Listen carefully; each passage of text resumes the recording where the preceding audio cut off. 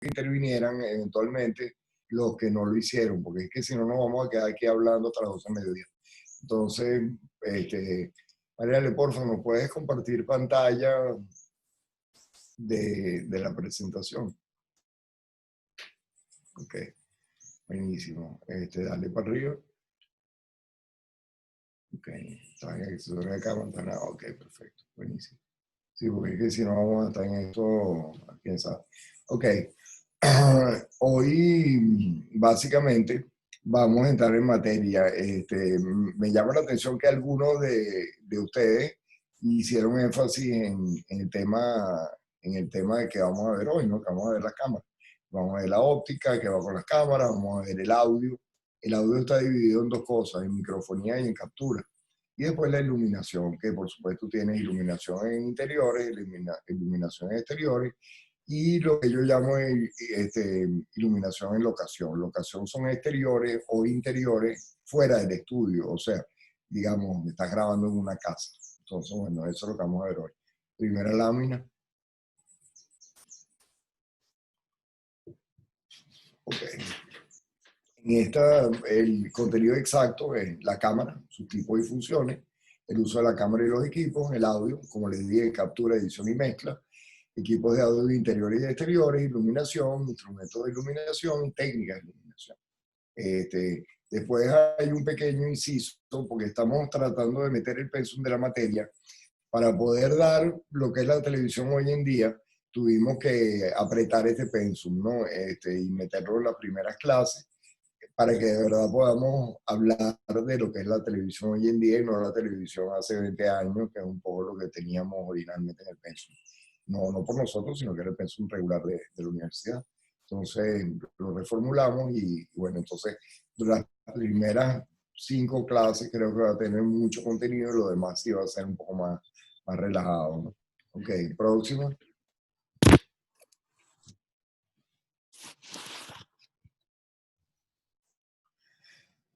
Ok, estudio locaciones, no, no es, creo que te brincaste unas cuantas, o no. Bueno, este es uno de los videos que vamos a ver hoy, no lo vamos a ver en este momento en vivo, sino que ustedes van a tener la oportunidad y les va a dar una buena descripción de lo que son los diferentes tipos de cámaras de televisión. Hay una cosa que sí les quería decir, les quería pedir excusa por tener videos a veces en inglés, a veces en francés. El detalle es que los videos en español son bastante escasos, ¿no? Entonces, no creo que debamos sacrificar la calidad del contenido buscando nada más cosas en español. La mayoría de ellos tienen subtítulos y de todas maneras, aunque no los tengan, les va el hecho de ver material hecho por profesionales, de verdad. Bueno, no es que la gente que habla español no sea profesional, pero es mucho más escaso la cantidad de contenido de explicación. Entonces prefiero que vean, así sea en chino, cosas mejores que solamente limitadas. Siempre buscamos que haya alguno en español, pero no siempre se puede. Entonces, bueno, ya aclarado esto, pasamos a la próxima lámina. Ok, aquí tienen también un poco una muestra de lo mismo de los televisores, pero en este caso de las cámaras. A mano izquierda tienen una Bolex de 16, es una cámara de 16 milímetros, significa 16 milímetros es el ancho de la película, todos estos eran en película, y este en particular, de hecho yo tengo una cámara de esas todavía. Esa es posiblemente la mejor cámara de 16 milímetros que se hizo. En películas tú tienes diferentes tipos de películas. Tienes la película, lo que llamamos 8 milímetros, que es la más chiquita, que es así, que era con la que nos grababan nuestros papás, en casa. Después tenía 16 milímetros, que era el doble, que era esto, que era el formato que se usaba en televisión. De hecho, esta cámara que ustedes están viendo a mano izquierda, la de 1927, es posiblemente la cámara más usada por corresponsales de guerra en la historia de la televisión. Ellos agarraban, grababan, filmaban con esta cámara, eso iba en unas capsulitas que tenían 100 pies, el equivalente a 100 pies como 1 minuto y medio. Esa película, después de que estaba filmada, que estaba expuesta, se revelaba y se llevaba a lo que llamaban el telecine. El telecine era originalmente era proyectado y después era escaneado de alguna forma la película para ser convertida en video. Eso ya una vez que existía el videotape. No le voy a entrar en materia de todas las del medio, sino que voy a llegar a la última. La última es ya una camarita digital semiprofesional, porque estas son cámaras, digamos, no profesionales, pero tampoco de consumidor. Estos son lo que llaman los americanos prosumer, que son consumidores profesionales.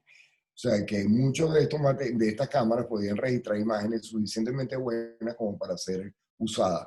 Claro, en un noticiero no importa con qué grabes el material porque la calidad no va a estar en la resolución de la cámara, sino en el contenido. Esas calidades extremas es más para series y películas, ¿no? Entonces, aquí tienes cámaras que permiten hacer un poco las dos cosas, ¿no? Tienes películas hasta 1977 y a partir de eso ya son cámaras de video. La del 77 como que es de video también, pero use film in a cartridge. Esta todavía es de películas de Super 8. Pero a partir del 83 sí ya son cámaras de video, ¿no? Y el video igual, el video había video muy pequeño hasta el video profesional que llegó a ser hasta de 2 pulgadas, lo cual era una cinta de este calibre. Aunque la mayoría del video profesional mientras sirvió era de 1 pulgada, porque esa de 2 pulgadas era incomodísimo, o sea, cargar un rollo de aquello era una locura. En una caja que pesaba 15 kilos y de este tamaño. Entonces, una de las cosas más interesantes es cómo se ha ido minimizando la tecnología hasta para lograr lo equivalente a una cámara de este siglo, hace 30 años era 4 veces el tamaño, 4 veces el peso y 4 veces menos de calidad.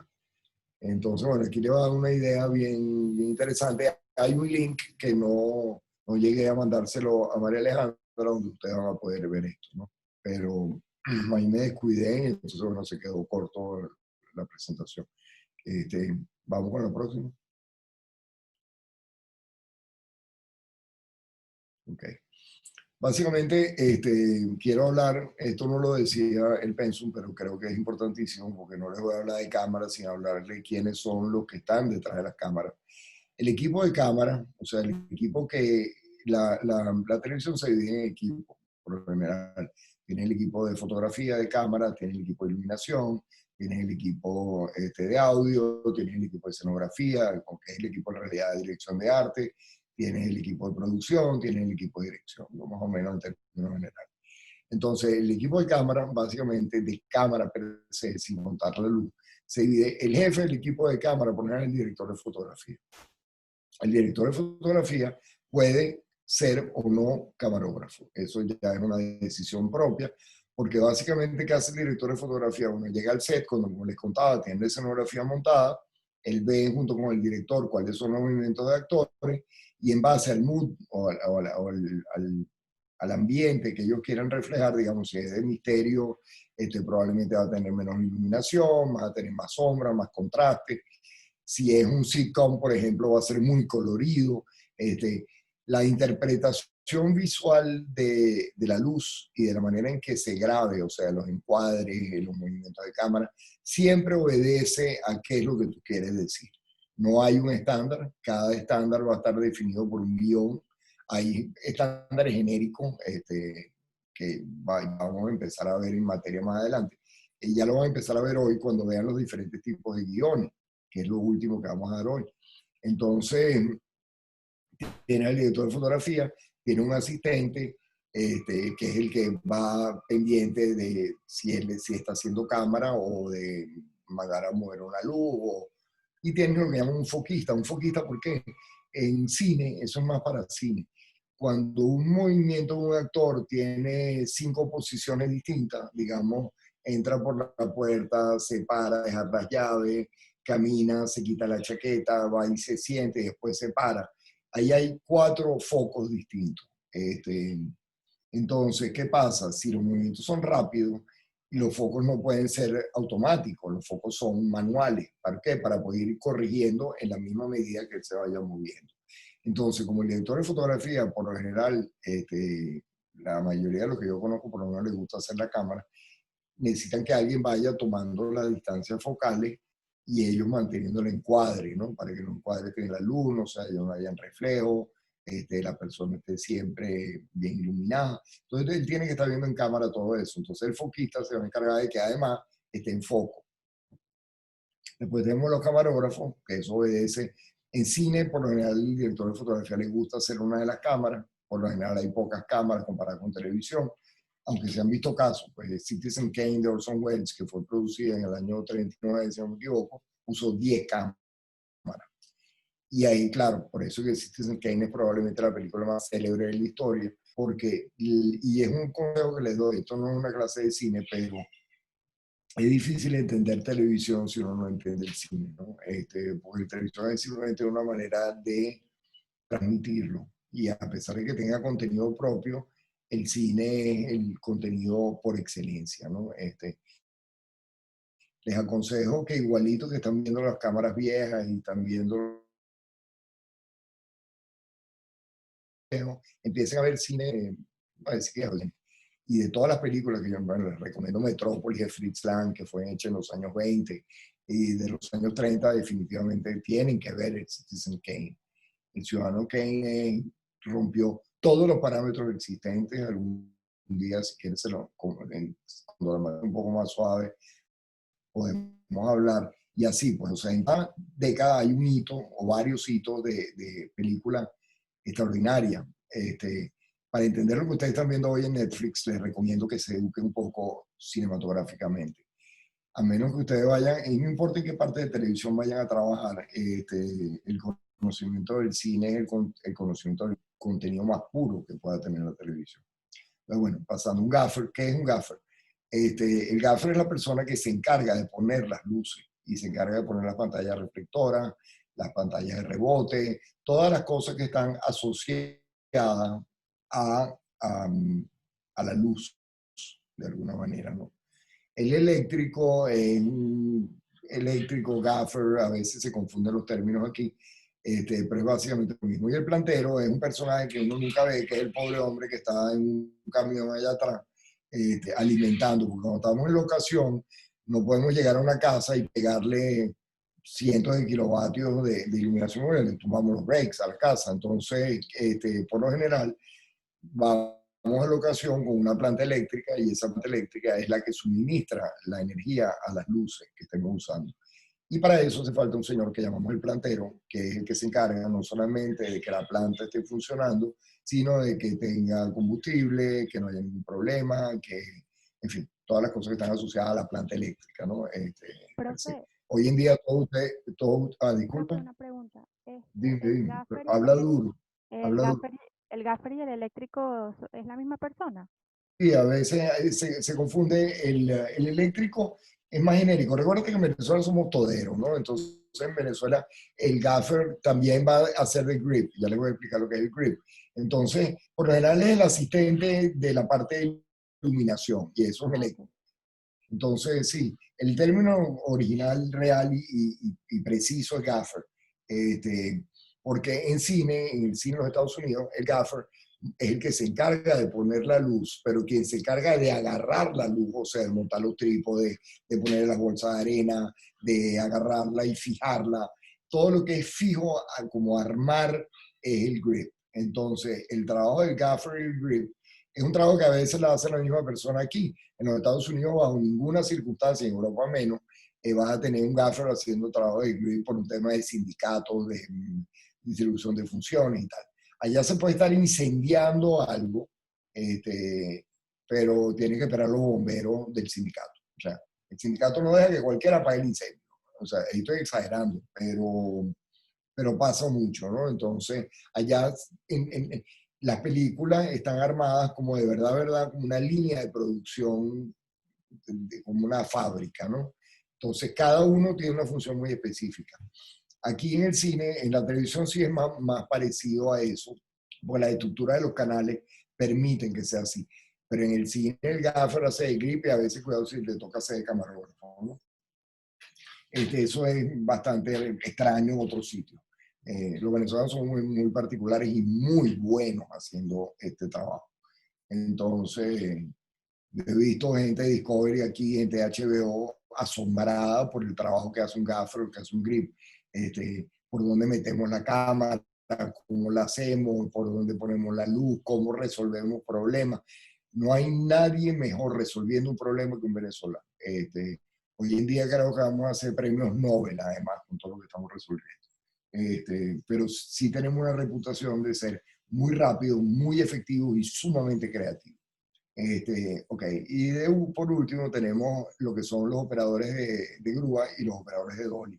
¿Qué es un dolly? Un dolly es un carrito. Hoy en día se está usando cada vez menos porque por el tamaño de la cámara, pero ya se lo explico más adelante. Es un carrito básicamente donde tú puedes hacer movimientos laterales, ¿no? Te montas en el carrito o montas la cámara en el carrito y entonces hace este movimiento perfecto. ¿Por qué?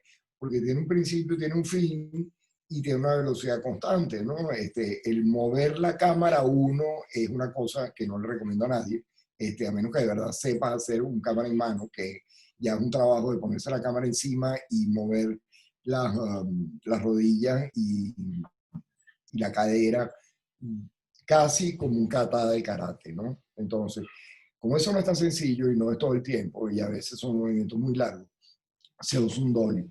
El mejor ejemplo de dolly que yo he visto en mi vida es el plano secuencia más largo que se ha hecho. ¿Qué es un plano secuencia? Un plano secuencia es que la cámara siempre está rodando, no para de rodar, y lo que se mueve la cámara y se mueven los actores, pero el plano secuencia. Es una película de Hitchcock hecha en los años, me imagino, 40 o 50, no me acuerdo, que se llama La Soga. La Soga es una película de 90 minutos que tiene nada más que dos cortes. Este, es básicamente una obra de teatro y la cámara está constantemente moviéndose en el doble de un lado a otro. Bueno, esa película se coreografió 90 veces antes de poderla filmar.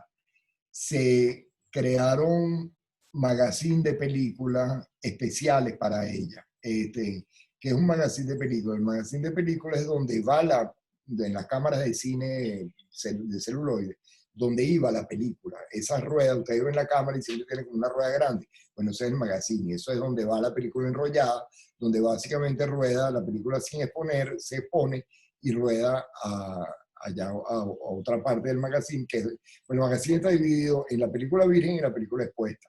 Entonces, les aconsejo que si pueden tener la oportunidad de darle un vistazo a La Soga de Hitchcock, van a ver de verdad lo que es un trabajo de dolly. Y el tema de los magazines de películas, algún día se los explico, pero la verdad es que ya no se usan, aunque se están retomando, no está volviendo como los discos de pasta. La gente se está dando cuenta de la calidad del celuloide versus la calidad de la imagen en video o en data, y sigue siendo mucho más pura, ¿no? Entonces, porque es la grabación de la imagen por efecto de luz y de química. Entonces, tiene su hermosura, de verdad.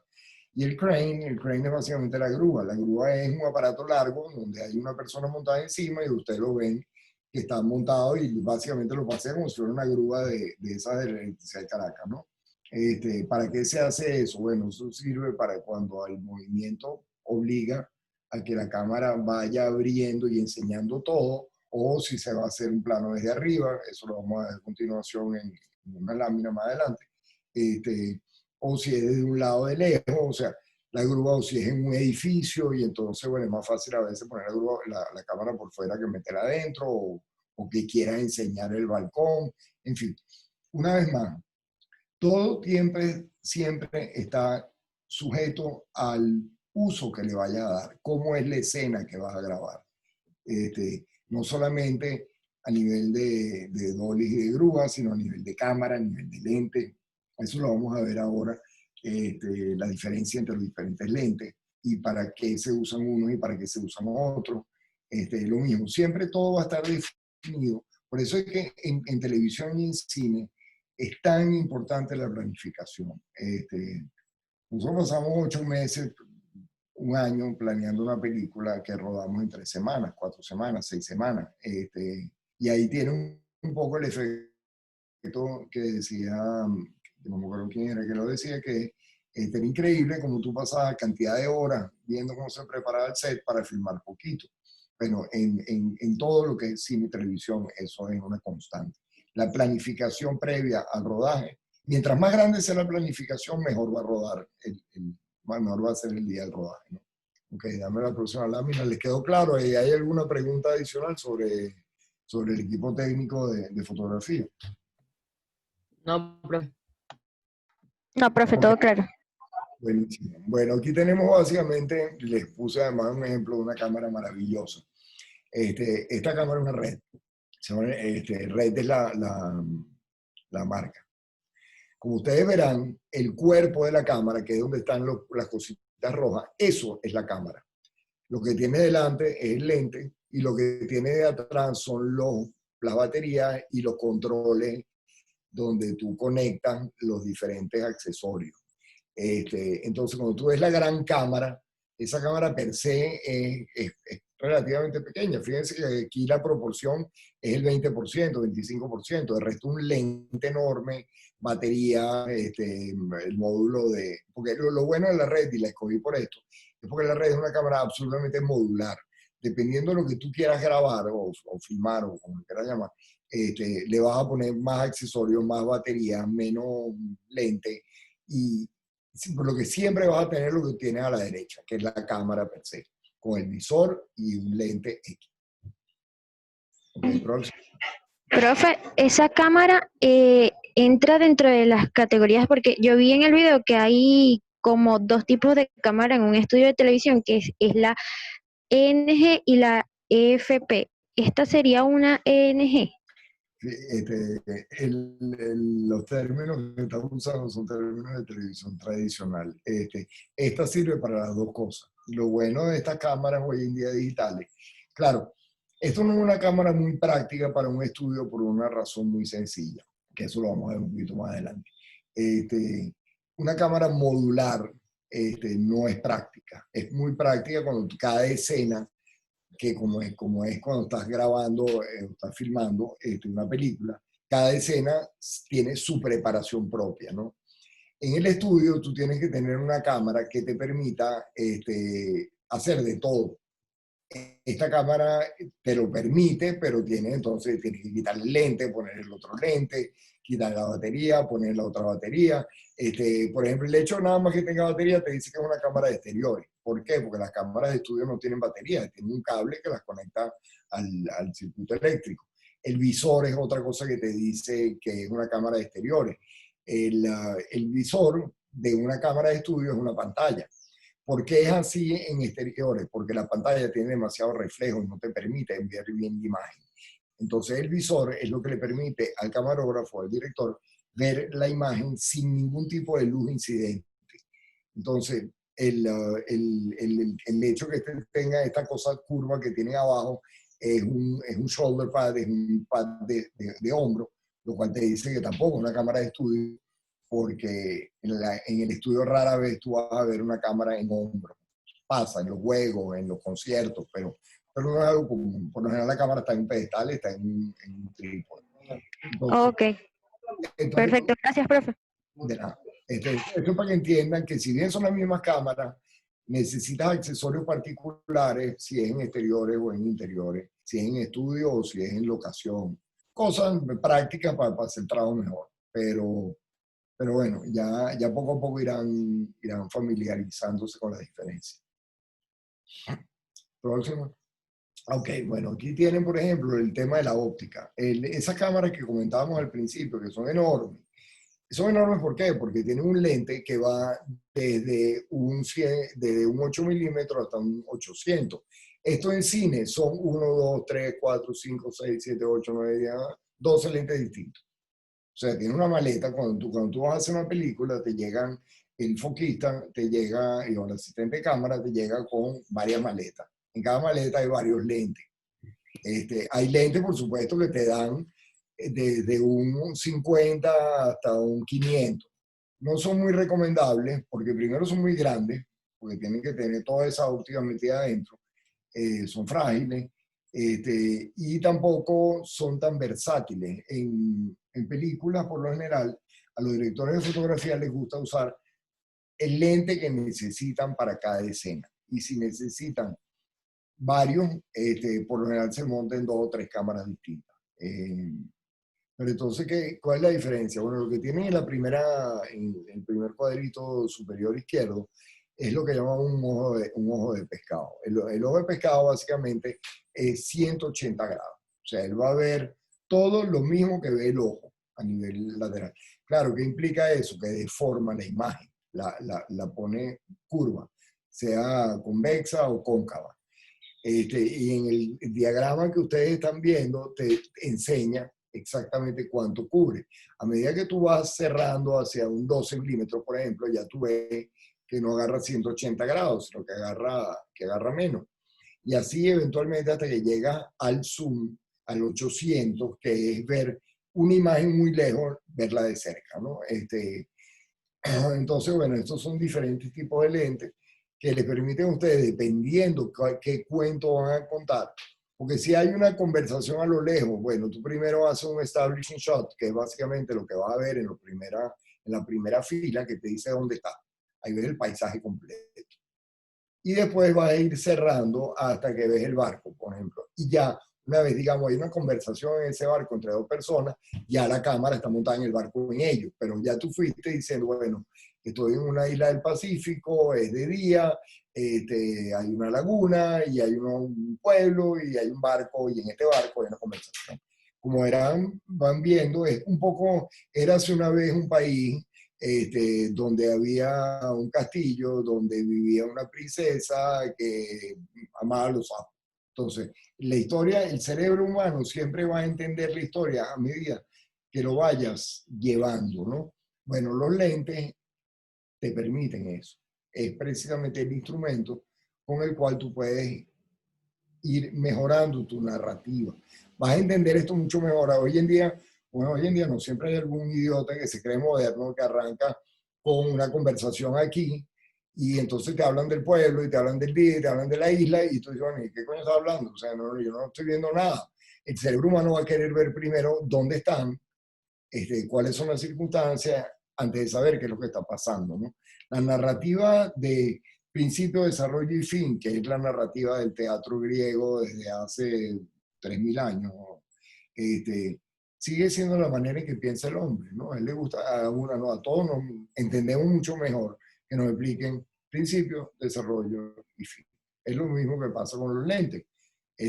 Siempre es mejor entender dónde están, para poder entender, porque ya automáticamente tu cerebro tiene una cantidad de información que permite entender. Ya tú sabes que si es una isla en el Pacífico, la historia va a ser algo que tiene que ver con el mar, tesoros, amores, dilemas, lo que sea, pero vas a entender, ya vas a tener información preseteada que te permite entender mejor la historia. Entonces, tú no puedes agarrar el principio, el desarrollo y el fin y cambiarlo, y empezar por el fin y poner después el desarrollo y después el principio. Cosas que tratan de hacer algunos modernos, pero siempre confunden a la gente. O sea, entonces yo particularmente, yo trato de ser académico en un principio, y un poco como decía Picasso, para pintar garabatos hay que saber pintar clásicos. Uno tiene que saber primero todas las técnicas académicas para atreverse a cambiarlas. Lo que es inaceptable es tratar de ser moderno sin saber un poco de dónde viene, ¿no? No estoy criticando la forma de ser, simplemente estoy explicando que para el dominio de la técnica, el dominio de la técnica es lo que te permite la improvisación.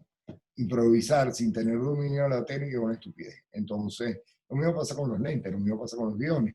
Y eso lo vamos a ir viendo poco a poco a medida que vayamos andando. Ok, próximo. ¿Me entendieron? ¿Hay alguna pregunta? Ah, mira, nos quedan 10 minutos. Wow, creo que de varillas se va a poder terminar las cámaras.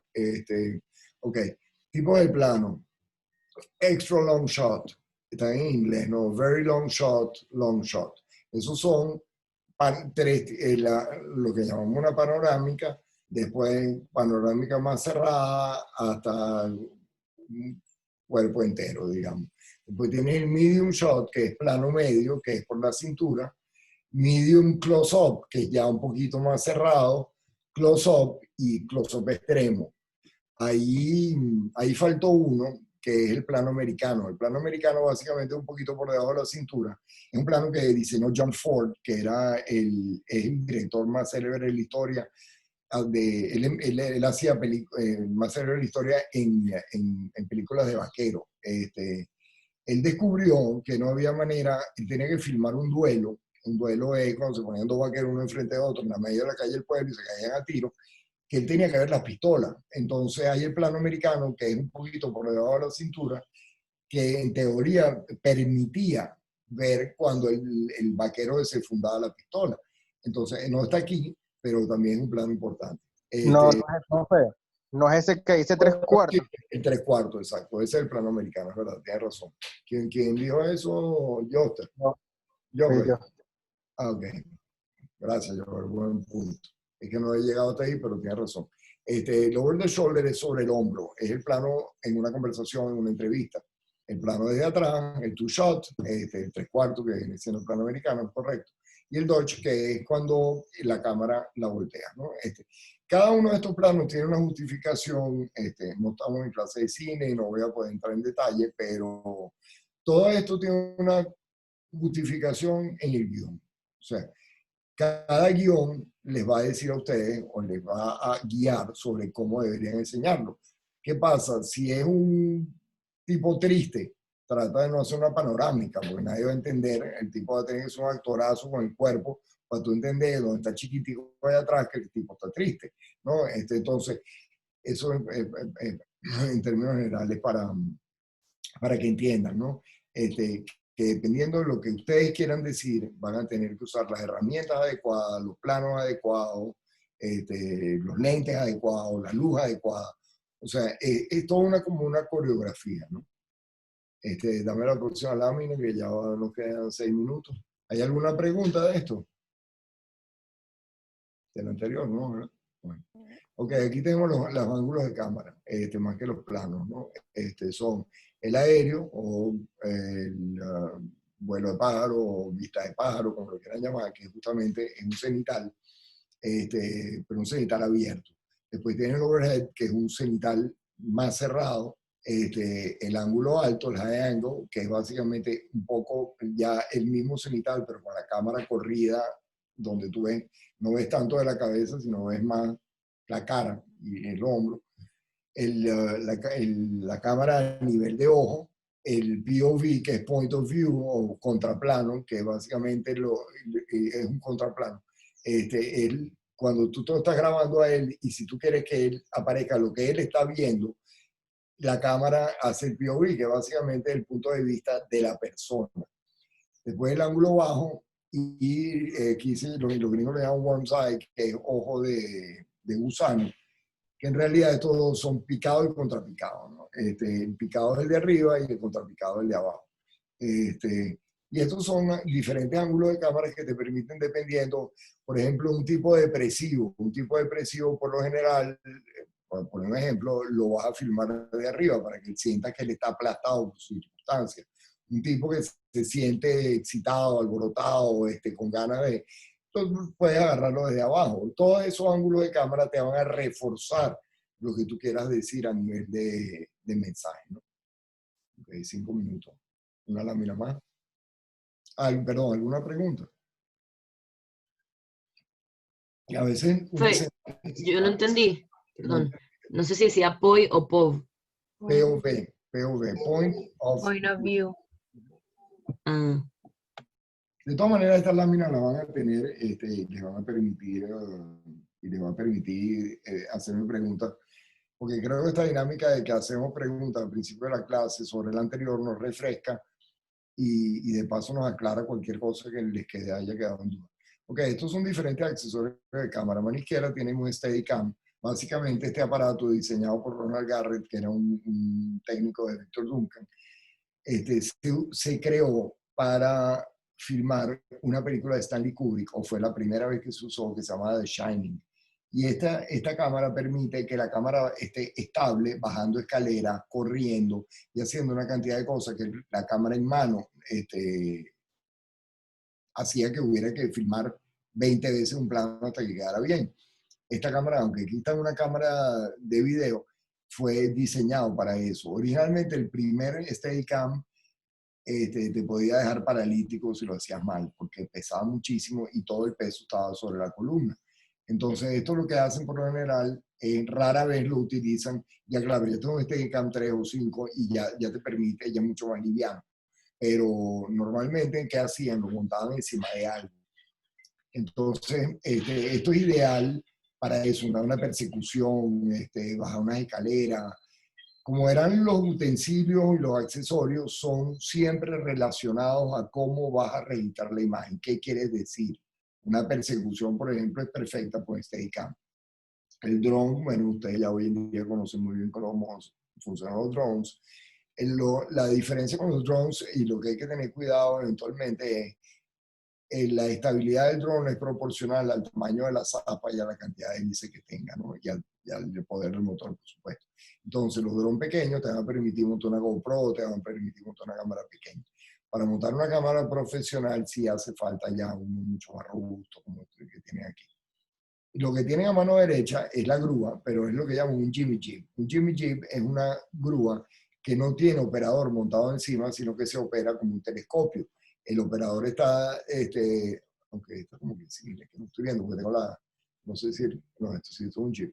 Entonces, te permite hacer los movimientos de grúa sin el operador adentro, sino por remoto. El operador está abajo, moviendo la grúa y viéndolo como un telescopio, ¿no?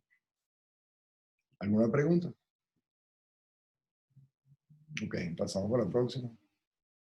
Ok, nos quedan 2 minutos. Ok, aquí igual, aquí tienes una especie de Steadicam. Aquí lo particular es que aquí están viendo lo que llaman cámaras DSLR, ¿no? Que son las cámaras de fotos convertidas en cámaras de video. Son malísimas. Son buenísimas a nivel de imagen, pero son terribles porque ergonómicamente no fueron diseñadas para movimiento y video. Por eso es que tienen todo el peso encima del lente. Si ustedes ven una cámara profesional, el eje del peso está en el medio.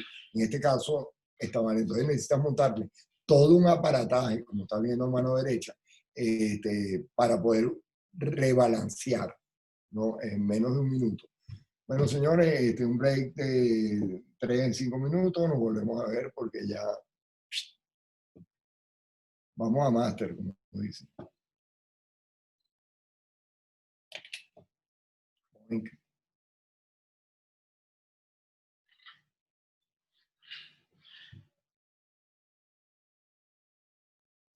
Bueno, me quedé callado antes de tiempo. De estas cosas en televisión no deben pasar.